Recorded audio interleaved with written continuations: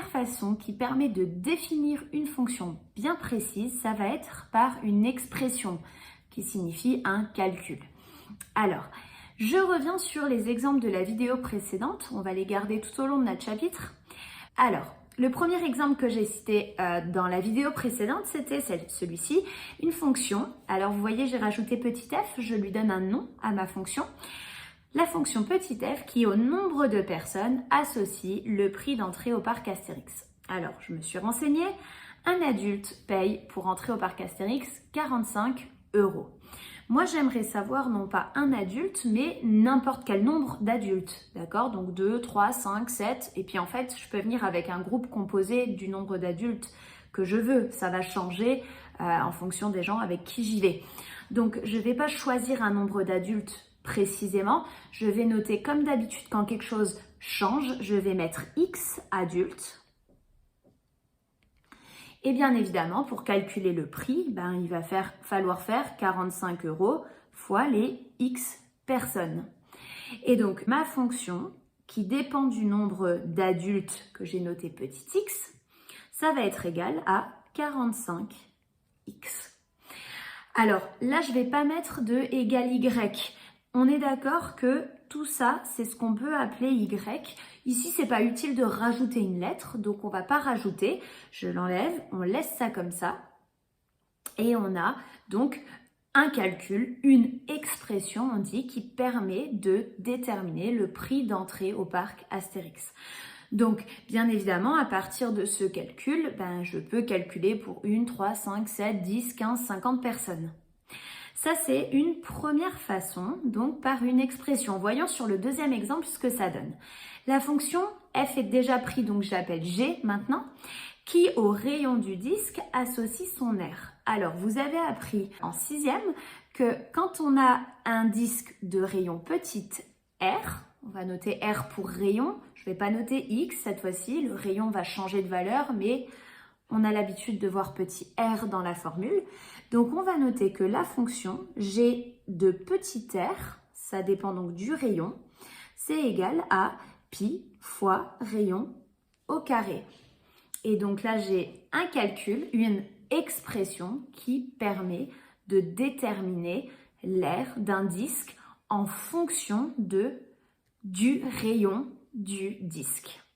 Donc voilà deux exemples de fonctions un peu différentes. Vous voyez ici, il y a un pi, en plus, il y a un carré, mais c'est bien une expression qui me permet de déterminer une fonction.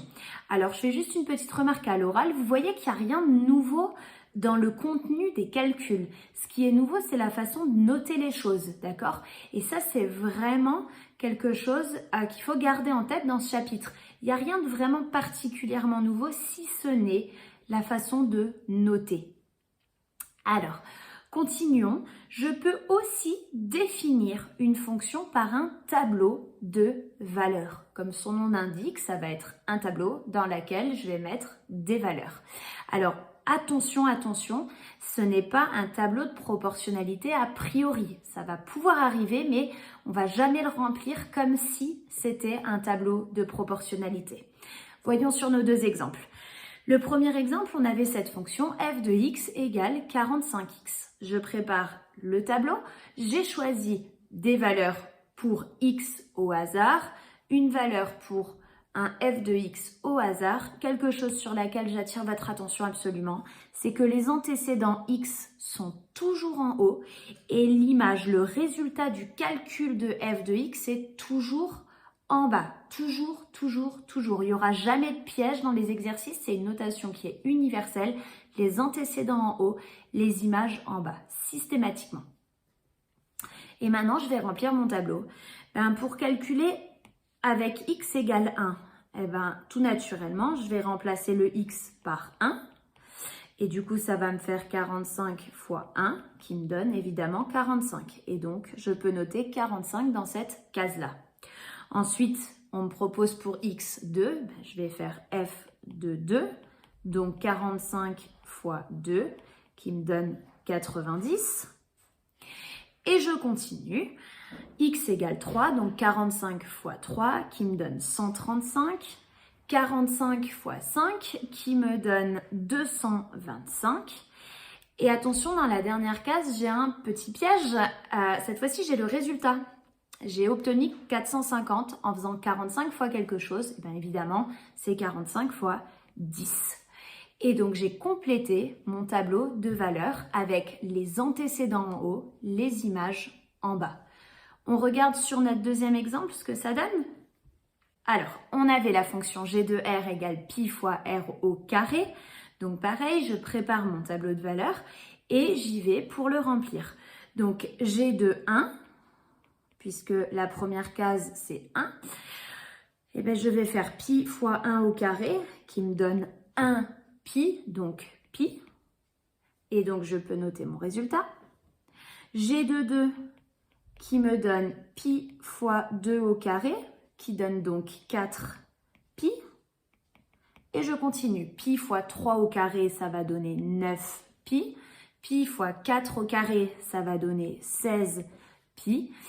Et encore une fois, dans la dernière case, j'ai mis le résultat. Donc, il faut qu'on retrouve le nombre de départ.